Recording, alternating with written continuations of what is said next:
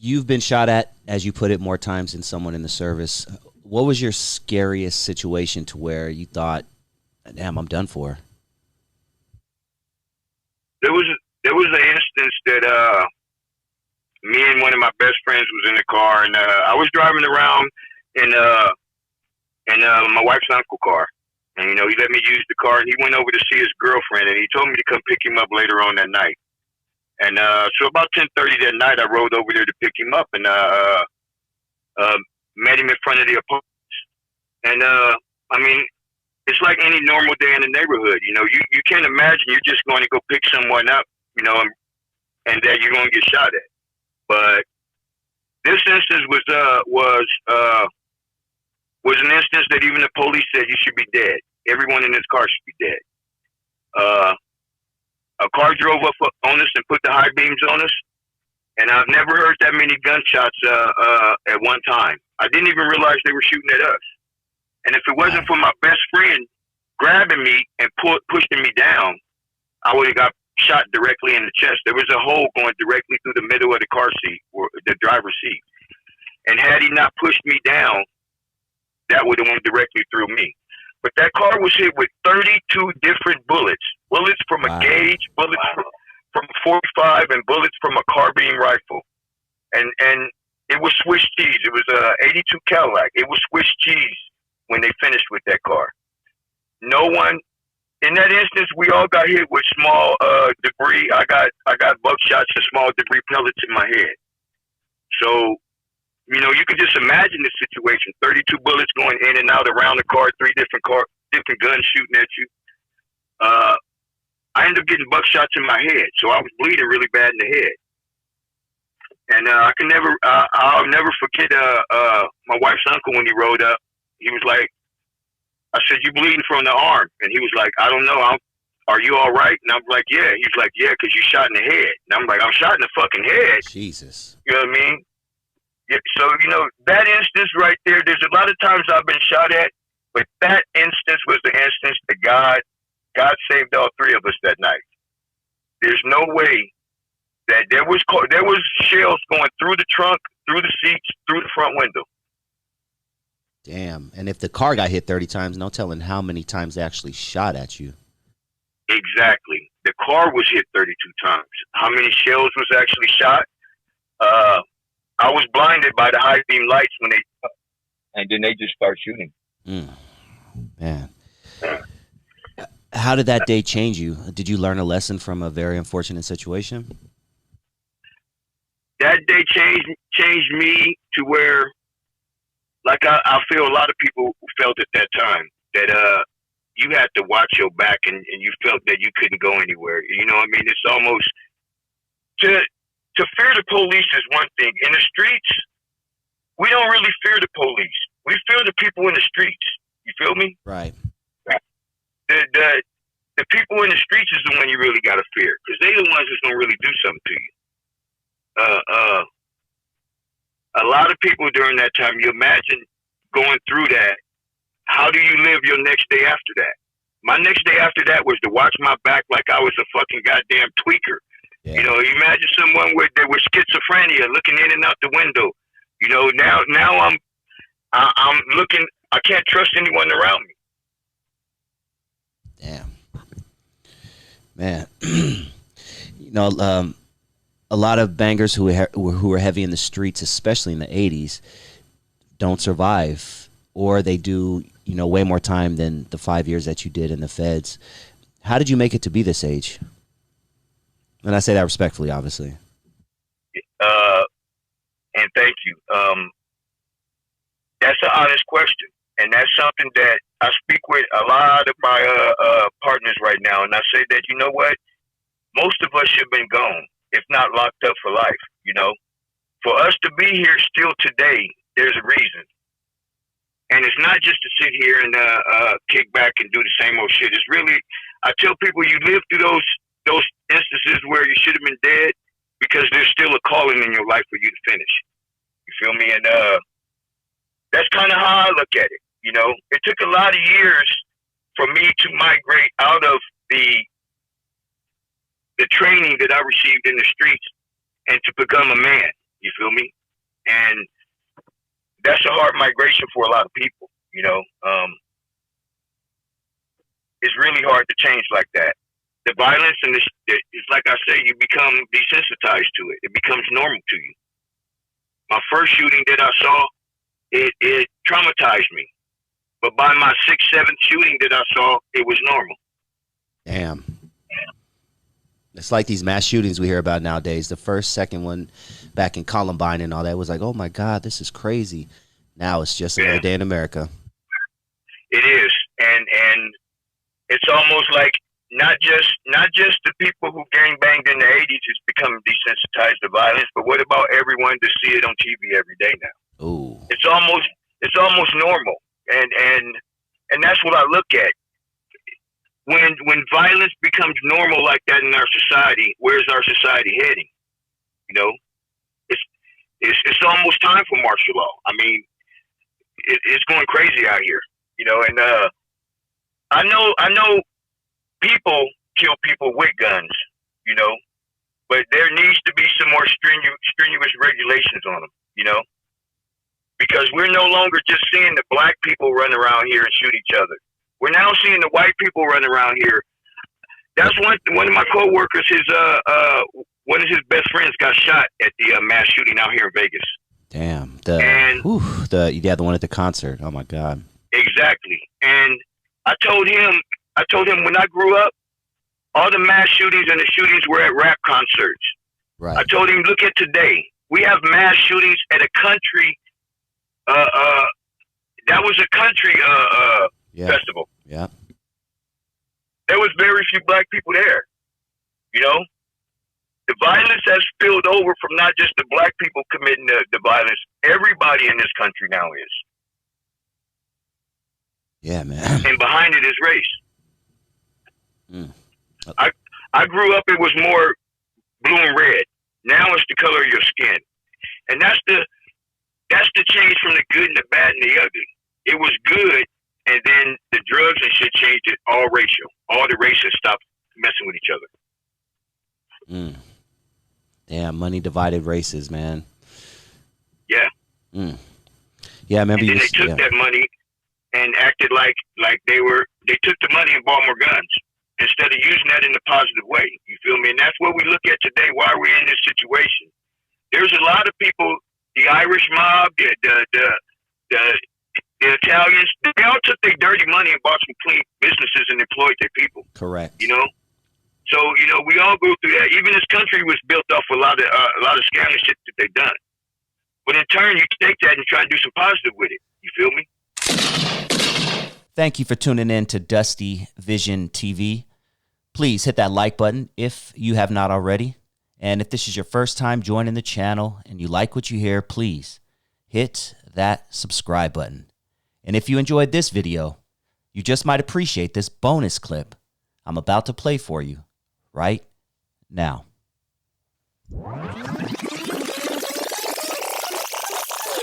The next movie is called Dialysis. Yeah, that movie right there. A lot of people that ain't on dialysis don't really understand dialysis. You know, I understand a lot of people go to dialysis with their loved ones that's on dialysis, but they don't really understand the BS that people go through that's really on it. You know what I'm saying? That's been the one that's hooked up to the machine. So I just really want to point out a lot of BS that I've been going through that I feel that it's not fair that, you know, I feel that the Vita and all the rest of the dialysis centers is a lie. You feel what I'm saying? Because they don't check, you know what I'm saying, everything they supposed to check as far as the people that's working there, their attitudes, and then, you know, a lot of people that's working there as foreigners. I ain't got no problem with no foreigners, but it's like, yo, you in America, you feel what I'm saying? You need to, you know what I'm saying, like, no, like study to show yourself approved in America. Yeah. Don't get mad at somebody that's a American that's talking to you and they lay the tongue and you don't understand it. Then you flip the words and then it's like, and being black, being young on dialysis, not really having that moral support, somebody there to speak for you. You off the machine, on the machine, you dealing with different BS from the technician. He say, she say. I mean, I done had police called on me at dialysis. Like, bruh, I mean, it's just BS. You know what I'm saying? Then the insurance. You know what I'm saying? Like, I was supposed to go get fitting for a kidney on the 18th of 2023. The day of the appointment, I'm walking out the door, bro. You know what I'm saying? I have to be there like 4:30, 4:45 in the morning. You feel what I'm saying? I'm walking out the door, about to get in the lift. My phone ring. They say, "Hey, yeah, your insurance ain't covering this Wow. appointment." But listen, they was calling me every day up into the appointment, prepping me, make sure I'm ready, make sure I be there on time, make sure I got the moral support to be there, this, that, and that. So it's like, yo, like, y'all that's trying to kill me at the end of the day. You feel what I'm saying? Like, I've been on it 6 years. Like, come on now. Like, what's the problem?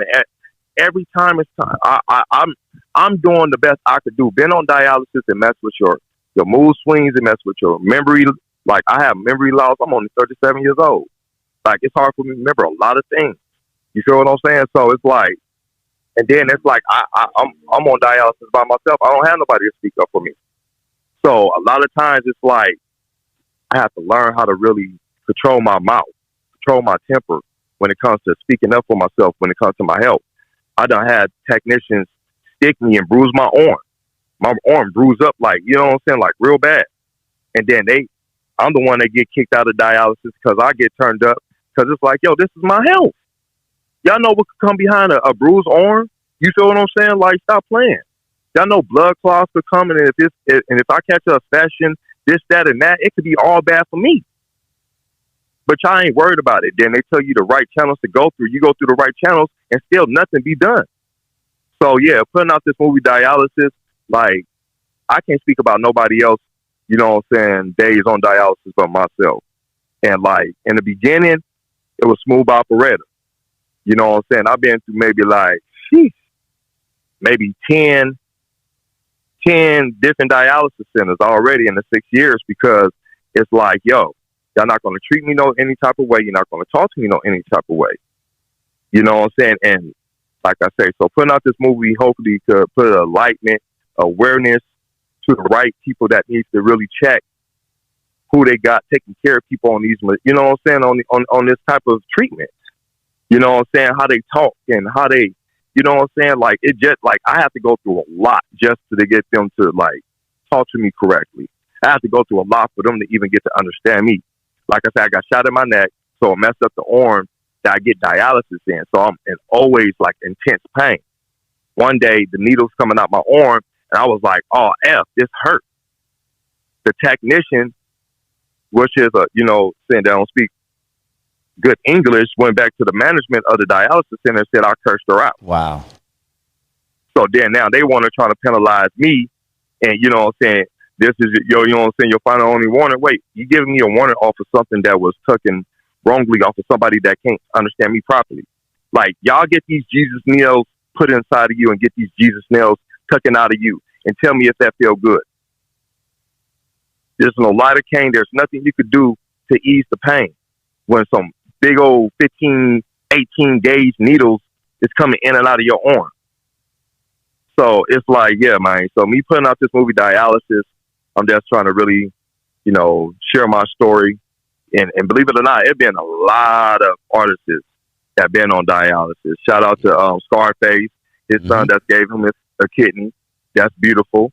You know what I'm saying? Freeway. Yeah, man. You know what I'm saying? He was, I don't know if he's still on dialysis, but if he is, shout out to him too. But you know what I'm saying? A lot of other people that, don't speak up on it or don't really put it out there, I'm not looking for no sympathy or empathy. I'm just trying to put my story out there so people know how to deal with it. You feel what I'm saying? Because sometimes verbally, you know what I'm saying, it just don't get across to them like I needed to. Thank you for sharing that. I've never had anyone on my channel break down, their problems with dialysis, and I'm sure there are a lot of people that experience that. So I appreciate it. I want to go back before you got diagnosed. Was it something hereditary, genetics, or was it like a certain lifestyle that you were living? Yeah, man. So, you know what I'm saying, I lived a lifestyle, man, where I was very depressed. You know what I'm saying? I was very depressed and suicidal when I was coming up, man. So, you know, on my mother's side and on my father's side, well, more on my mama's side, I know about sickness through, you know what I'm saying, run through the family. But I tried to take my life and overdosed on some pills that ate half of my pancreas, which caused me to have diabetes. So I was just diabetic at first. You feel what I'm saying? And then I was still out there knucking, running wild in the streets, you know what I'm saying, and not really paying attention to the health. And then, you know, once I did, it was to the point where, you know what I'm saying, I got put on the metformin. The metformin didn't help, so they put me on the insulin. And then, so I just got off of insulin maybe like 2 years ago. My levels is good, but before then, it half my pancreas. It caused me to have the diabetes that I had, not being able to really, you know, paying attention to it until I really sat down. I got married to my first wife, which was a nurse in the Air Force, and she's the one that really pointed out, like, bro, you need to. So that's when I started really paying attention to it. And then, you know, it was just been a domino effect after that. You know what I'm saying? It went from diabetes. I was passing kidney stones real bad, so they put in a kidney stent, you know what I'm saying, on the left side of my body, which they left in for like too long. So when they took it out, I was still having like, you know, like complications with that. And then I used to drink a lot. So I drank off my pancreas, the lining of my stomach. So it caused me to have pancreatitis. So I haven't drunk no liquor since 2000 and maybe 12, 13. You know what I'm saying? And at the end of the day, it's not just liquor that flares that up. Red sauce, chocolate, a lot of different foods that, you know, I was at first not really aware of. So I'm just out there eating. And I'm wondering why I'm just throwing up in so much pain, because I'm putting the wrong thing in my body with this pancreatitis that's keep on swelling me up, flaring me up. So I'm in the hospital, in the ER, that's not really understanding. So 2015 is really when I found out my kidneys started shutting down. It took 3 years for them to really catch up to really, you know what I'm saying, like bring me closer to death. And that was in 2018. So it just been a domino effect, you know what I'm saying? And now it's just the fight, you know what I'm saying? The fight to stay alive, which I love doing. I ain't gonna even lie, bro. You know what I'm saying? It do get me down. It do get me depressed sometimes, but I love praying. And I love talking to God, and I love when God brings me out of it, because that's what he always do. He show up and show out, you know what I'm saying? So I just don't pray to God when things is bad. You know, I pray to him when things is good too. You know what I'm saying? And vice versa. So it's like, you know, with that being said, man, it's just, you know, I always had clear visions of God really healing my body and bringing me out of it, and me just being back to me. And before I was sick, man, look, I was on the stage, bro. You couldn't catch me. You know what I'm saying, man? Out there in DeRidder, Louisiana, bro, Mississippi, Atlanta, bro, you couldn't catch me. You couldn't catch me at all, bro. I was one of the most movingest, grooviest cat it was out there. I was at every bodega, gas station with the trunk popped. You know what I'm saying? Getting out the mud. You feel what I'm saying? Like, bro. And I mean, like, at the end of the day, it really ain't no slowing down. It's a little bit now, because, like I said, been 6 years on dialysis. So, yeah, it's starting to take its toll. Like, I had dialysis today. So, you know what I'm saying? I feel good, but at the end of the day, I know I can't run a mile. You know what I'm saying? But sometimes I push myself. I get off of dialysis to go rock a show. Just you know what I'm saying? Because it ain't no giving up. Giving up is no option. Sitting down only brings laziness. Laziness is a sin. I'm far from lazy. You know, the world don't give a F about my sickness. Being on dialysis don't pay the bills. You feel what I'm saying? Like, so a go-getter, a hustler, what I'm going to stay doing until God call me home. You know what I'm saying? When it comes to it, you know, like I say, me putting my story out there, walking by faith and not by sight, doing the things I'm doing, writing the stories I'm writing, trying to really put it out there. I don't know what type of help it could bring to me. But I know if I stay quiet on it, you know what I'm saying? I mean, how anybody going to know that I need a new kidney? You know, so, man. Yeah. Dude, keep that up, because and it's probably therapeutic to you. You know what I'm saying? Just talking about it, I'm assuming, which is why you have your hands in so many things, specifically the What I Survive podcast that's coming up. Is it therapeutic to you talking about that? Very stuff? therapeutic. It's very therapeutic, man. Like it's never old. You know what I'm saying? Because it's really a testimony. Like I know people that ain't survived none of it. And you know what I'm saying? May they all rest in peace. You feel what I'm saying? But like, I've been on a machine next to the homegirl that I was raised with. Both of us on dialysis, and the next day she gone. She in heaven now. You know what I'm saying? So it's very therapeutic, so therapeutic for me to be able to share my testimony, to be able to put it out there, talk to people about it. You know what I'm saying? People ask me questions about it. And as much wisdom and knowledge I have on it, I answer those questions to the best of my ability. Because really, I mean, I'm slowly but surely, and I need to hurry up and make it more faster, changing the music to awareness. Because I just want to aware people, you know what I'm saying, like the things to watch out for. You know what I'm saying? So you don't end up in a situation like me. You know what I'm saying? Because it's not what we do, it's how we do it. You feel what I'm saying? So if we really pay attention to the things we put in our body, how we put it in our body, you know what I'm saying? Like, you know the saying, man, if I knew what I knew back then, now, you know, I'll do it all over.